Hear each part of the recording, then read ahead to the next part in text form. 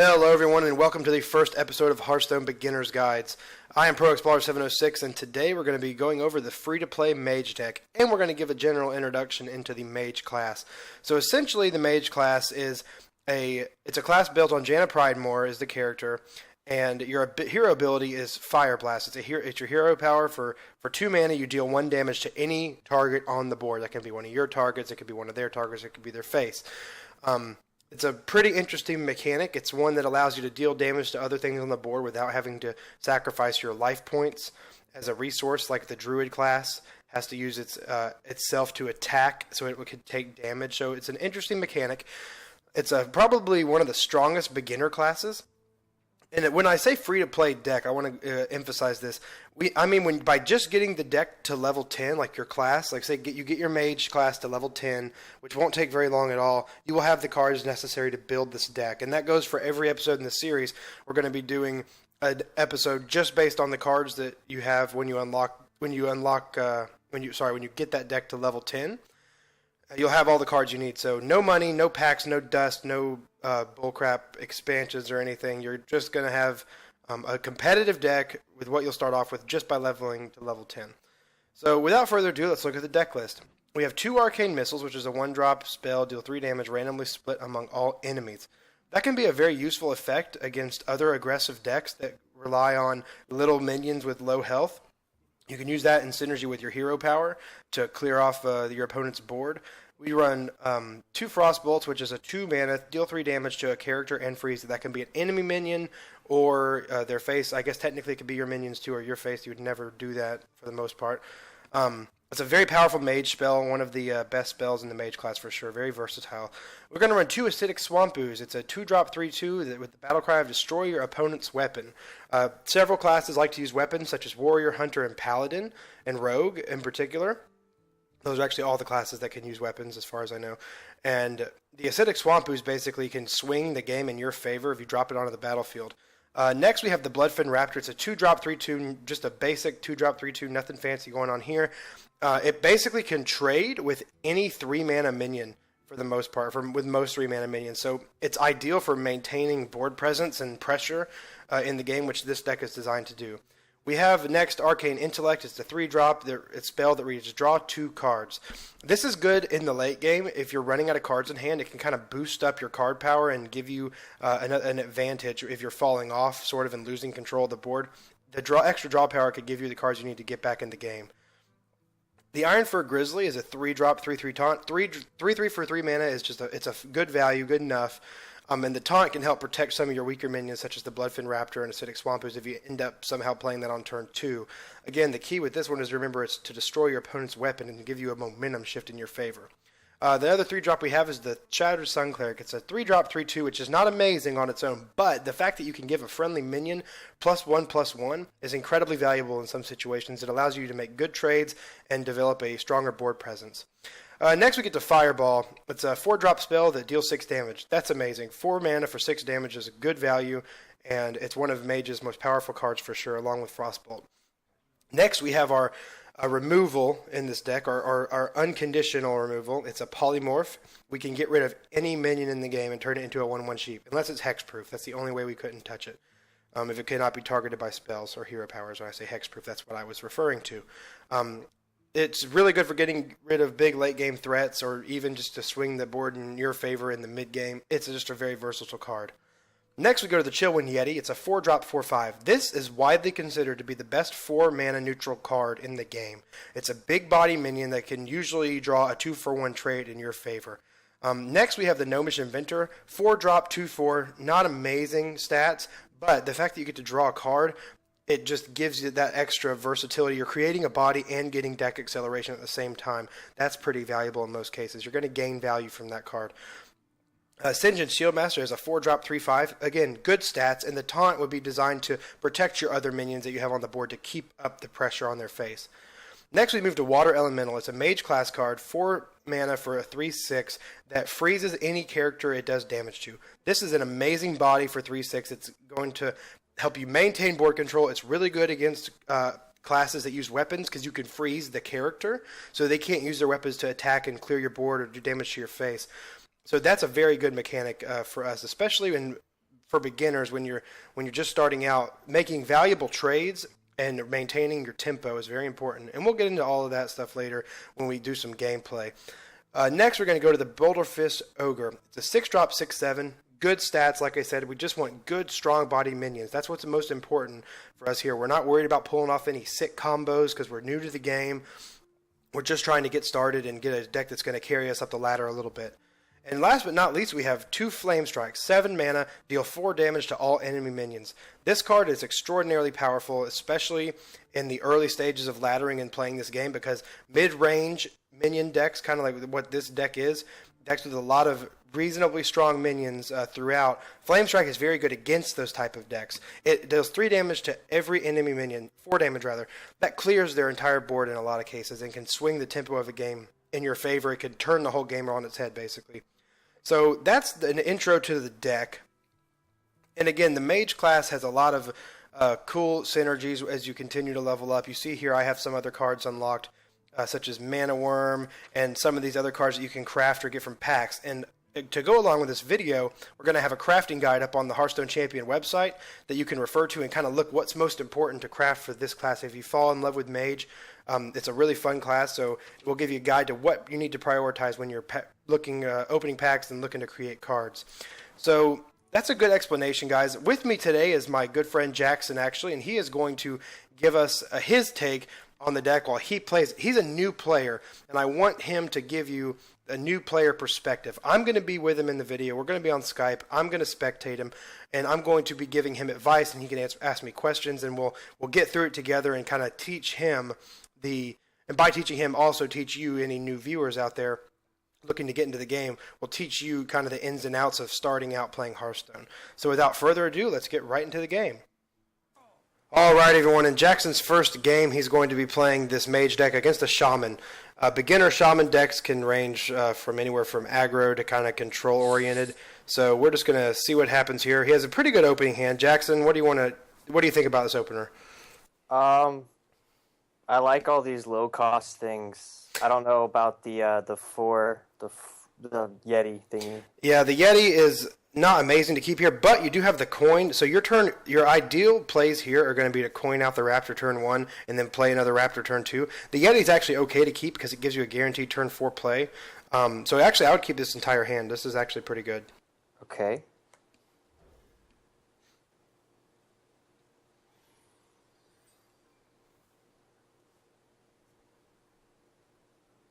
So we'll see what he starts out with, and then we kind of gauge our move. He's going first. We have to gauge our moves based on whatever he does. So he does nothing. Lucky for us, you're going to get some tempo going. So like we talked about, I feel like coining out the Raptor here is the best move. For those of you that aren't familiar with the coin, if you go second in the game, it's randomly decided. You actually get a coin as a starting card in your hand. It gives you 1 extra mana for a turn, so it gives you a turn to catch up. It's pretty interesting. So, turn 2, I play that. Yeah, you play the other Raptor here. Now, he played a flame tongue totem, so go ahead and hover over that for a second. Actually, I can hover over that. I didn't think about that. All right, so it's a 2-drop, 0/3. Adjacent minions have +2 attack. This guy made what we would widely consider to be a misplay. It's better to play that card when you have minions on the board to gain value from its passive. So what you're going to do here is use your 3/2 to clear the 0/3, and then play your other 3/2. On the board. So we've made a good trade. We didn't lose anything. We got rid of one of his valuable minions, and we could just pass the turn. So that was a very productive turn for you. Now you have a potential 6 damage to the face next turn. And you have the Iron for a Grizzly in hand, which can protect your 3/2s in a lot of cases. Alright, so he just went for a spell damage totem there. And he's going to Frost Shock. So the spell damage totem actually ended up being really good for him. So he was able to clear your Raptor really efficiently. So here, what do you think the best play would be? Arcane Missile. That's an option. It's not really a huge deal to have the spell damage totem out there. We're going to hedge against the fact that he could have 2 Frost Shocks right now. So I would actually go ahead and drop the Grizzly and just swing face for 3. We're going to go with the spell damage not being a big factor here. Based on the fact that he just used a card that utilized it, he probably doesn't have that many damage spells in his deck. But we will deal with that eventually. We don't want it just sitting there and getting value for free when we can easily clear it. Next turn, just thinking ahead, this is a game where it's a puzzle a lot of the time, so we're going to, be reactive to what he does. Okay, so he just spent a Hex, which is Shaman's main form. It's like the Shaman version of Polymorph in a way. He just also threw out his Rockbiter weapon. This guy's wasting cards left and right. We're going to be totally fine here. What you're going to do is just Yeti, play your Chillwind Yeti, one of the best 4-drops in the game, and just swing at his face, especially since he has a Hex down. We're not going to be hesitant to play our more threatening creatures, because he used his Hex very, very early. You want to hold removal and stuff until you absolutely have to use it in a lot of cases. Ooh, Knife Juggler. That's a powerful card for sure in this format. We'll see what he decides to do here. So he's getting a lot of knives off, and he actually ended up killing your Raptor, which was really good for him. So now he has a big board, but it's pretty weak for the most part. Now this is a case where Arcane Missiles could be very good. So what I would do here is use the Yeti to kill the 0/2 to more effectively direct your missiles. And then I would Arcane Missiles and see where it hits. It's going to deal 3 damage, randomly split among all enemies. We hope it kills some of his minions for sure. So that was the absolute best that could have worked out. So now you get to use your ability, your 2-mana hero ability, and ping off his Knife Juggler. When I say ping off, I mean just kill or finish or deal 1 damage to. So now you've dominated the board yet again.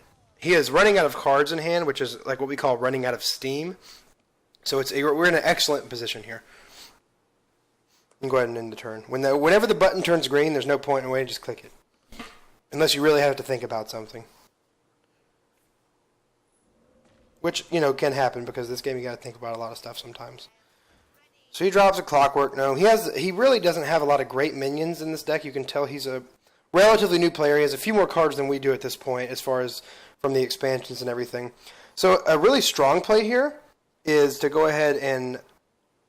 I don't think he's going to have that many big threats. So you could go ahead and either clear the 2/2 with your Yeti and play your Shield Master and ping off the 2/1, which is a very strong turn. I would actually probably say that's your best play just because it maintains your solid board presence and takes care of his as well. Yeti is great for just value trading.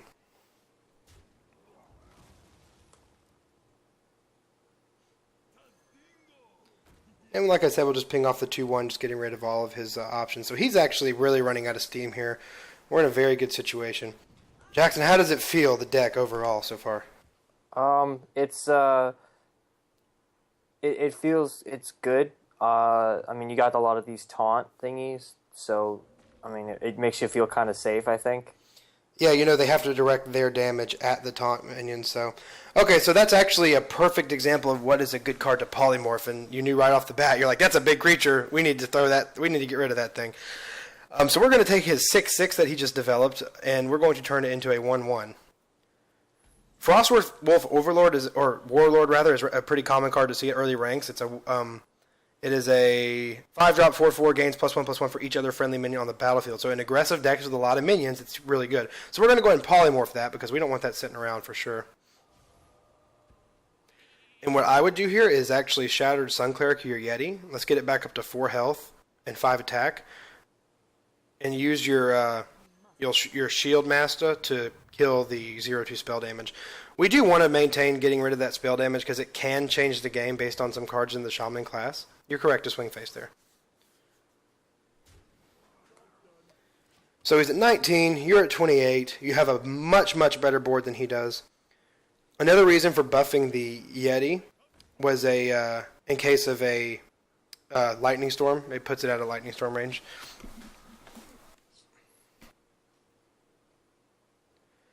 So we play Stormwind Champion here, a good card for sure in its own right. We actually have a really efficient way to deal with it, even if we don't draw a Fireball, which we did not. What we're going to do, just because we have both our Arcane Intellects, we're going to go ahead and throw one of those out. Because it gives us a chance to draw into that removal that we want. We didn't happen to draw it here, which is totally fine. So, Jackson, looking at the board, what do you think the best way to clear that is? You want to maintain as much of your board as possible and get rid of his Stormwind Champion.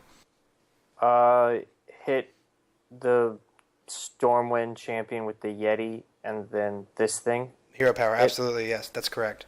That is absolutely your best play. It gets rid of his major threat and maintains your board to a solid degree. We're going to go ahead and Iron for just again to keep up the pressure. And just go face, because he hasn't been swinging with that 1/1, so we're not concerned with it. Just keep going face.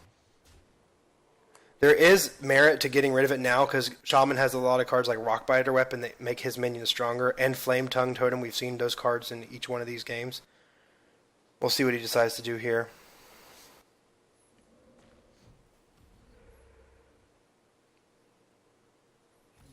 Alright, there we go. So that was a pretty easy win. We'll play one more game, and then we'll go over the deck a little bit more in depth afterwards. Alright guys, in our second game here with Jackson, we have a Mage versus Mage. I would expect to see some of the same cards, so we have an idea of what to expect based on what we know is in our deck. This hand is not 100% ideal. The Bloodfin Raptor is really good. So Jackson, let's drop out the 4-drop and the 7-drop here. Because you want a mulligan. This is what this is called, the mulligan phase. You get a chance to discard cards back into your deck and draw 2 new ones or 3 new ones or however many you want. So knowing how to mulligan properly is a big deal and a big part of the game. That's something that we'll probably go over more in depth in another video at some point. We're having a little bit of connectivity trouble here, as I see that it has not shown what you've drawn. Yeah, did it show you what you drew yet? Yes. Alright guys, sorry for that little technical difficulty. We were right back in the game though. So we got our opening hand. Definitely not a bad start. We don't have any turn 1 play because we got to go first this time, so we don't get the coin or anything extra. So we're just going to pass it on over. And we are going to... Okay. Free win. Alright, we'll try one more time. Alright guys, game 3 technically here. We're going to go up against a Priest. Priest is another really fun class that we're going to do a video on. We're going to do an intro video for every class, so you have that to look forward to in this series. This is not a bad opener, except for the fact that we want to drop Arcane Intellect. You do not want any of your card draw cards or deck acceleration early, and you're actually going to drop the Acidic Swampus too, because Priests do not have any weapon in their class, so we don't want to use that against a Priest. Arcane Missiles is always okay to keep early, because it can act as removal. Alright, so we have a very slow opening hand here. We don't have anything to affect the board. We're going to go ahead and pass the turn here, but we are going to play the Acidic Swampus on turn 2 because it's not a bad 2-drop, and we know it's not going to get any effect later on. So it's fine to play. So he just cast Mind Vision, which is kind of a gimmicky card. It doesn't see very much competitive play, but it's a fun card. It gives you a card from your opponent's hand. So he just got one of our cards, and we hope it was I guess we hoped it was Arcane Missiles. That's probably the worst one. This is actually a pretty good hand. So I would go ahead and play the Swampus, just because it doesn't matter, because you know he's got a no weapon coming up.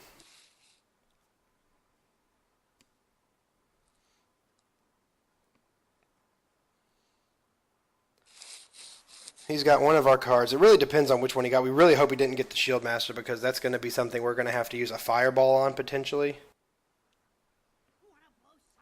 Alright, Mad Bomber. That was a really good Mad Bomber. Mad Bomber randomly deals 3 damage to all the characters on the board. That was unlucky for us that it hit all of us to our face. So what we're going to do here actually is Arcane Missiles and see if we can get a little bit of RNG going. And we could potentially clear that for 1 mana.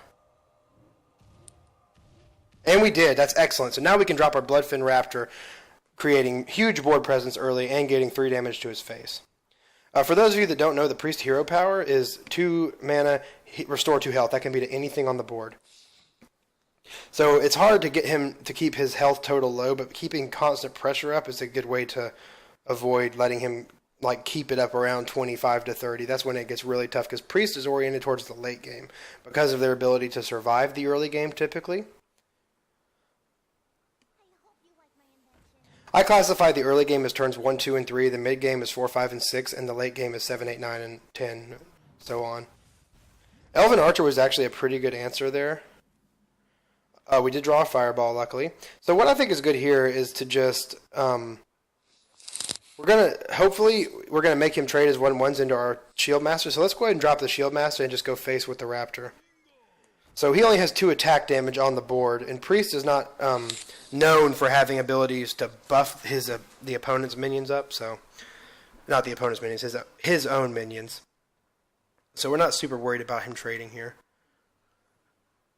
or at least making a good trade. We hope he uses a lot of resources on that card. Okay, so he probably, I think that was the card that he took from our hand. Watching where the cards in your opponent's hand come from is actually a pretty important mechanic, but that's more advanced and something we'll worry about later on. So we are just going to drop the Fireball onto his taunt here because it's such a big momentum shift. It's not super efficient because it's 6 damage instead of 5, but it's our best answer. And then we're going to just swing face with the rest.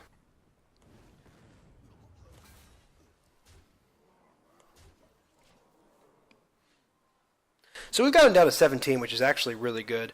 We've kept the momentum and the pace up on him really well. And again, this guy has access to the same cards that we would as far as the neutrals and the basics. We're using very high value neutral and basic cards. That's why this is a good deck that's free to play. So we took the best of what's available to us and we created a deck that anybody who gets a class to level 10 can create.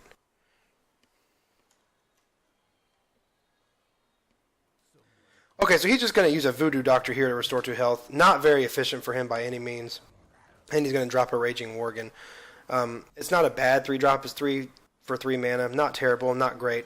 So what we're going to do here to maintain our presence and keep the tempo up is we're actually going to use our hero ability on the 2-1 and our Frostbolt on the 3-3. That's very efficient answers to what he played, and we're just going to get 6 more damage to face, putting him down to 13. So this whole process of us maintaining minions on board and keeping his clear and still doing damage to his face is just, it's called tempo. Tempo is a concept in this game that's really important for certain decks, and it's a concept we'll probably do a future video on for our new players that are watching these or looking at the website, so look forward to that as well. This guy just doesn't have a very efficient answer. That was the most efficient answer he's had all game, and it wasn't perfect, it was just pretty good. So what we're going to do here, since he only has a 1-1 on the board, I say we just hero power it to completely clear, because we're in the process of shutting him down. And then I would use our Arcane Intellect to draw. No, I wouldn't actually. Let me take that back. I want to maintain board pressure here, so we're going to actually drop our Water Elemental. It's our biggest body that we have, and we have card draw for when we really start running out of cards in hand.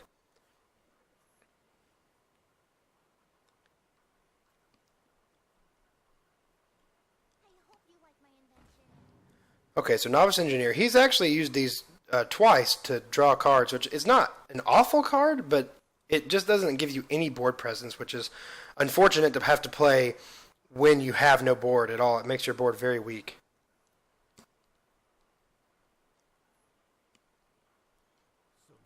Alright, so Voodoo Doctor again. So he's getting his health total all the way back up from 13 to 19 in one turn, which is really good, or sorry, over 2 turns. But here, I think our best play, we're getting ready to finish the game off, so I think we hero power the 2-1, because that's his most threatening minion, and then we have 6 mana to drop our Boulder Fist Ogre down and just swing face with the Elemental. Not that freezing the priest is anything super important, but keeping the pressure up at this point because we're getting ready to close the game out. We still have lots of cards in our deck, like Fireball and another Frostbolt to act as finishers. So the lower we can get him, the better.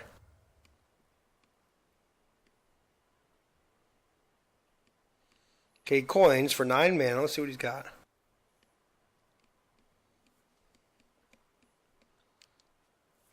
Okay, Frostbolt. So it turns out that was his Shield Master that he had. Holy Smite. He's using a lot of resources on that one card. So he just used 3 cards to kill 1. That's ideal for us. And he only has 2 cards left in hand. We still have a great hand, great board. He's in some pretty bad trouble here for sure.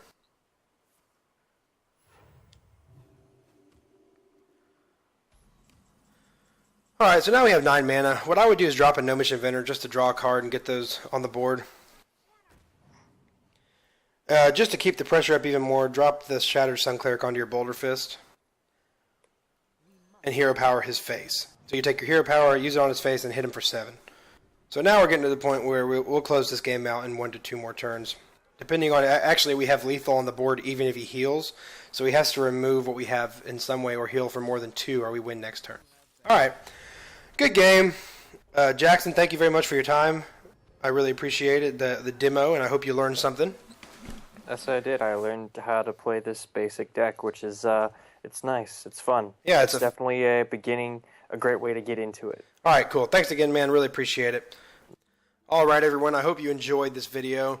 I had a lot of fun making it. I really love to teach people this game and get people into it because I have such a passion for it.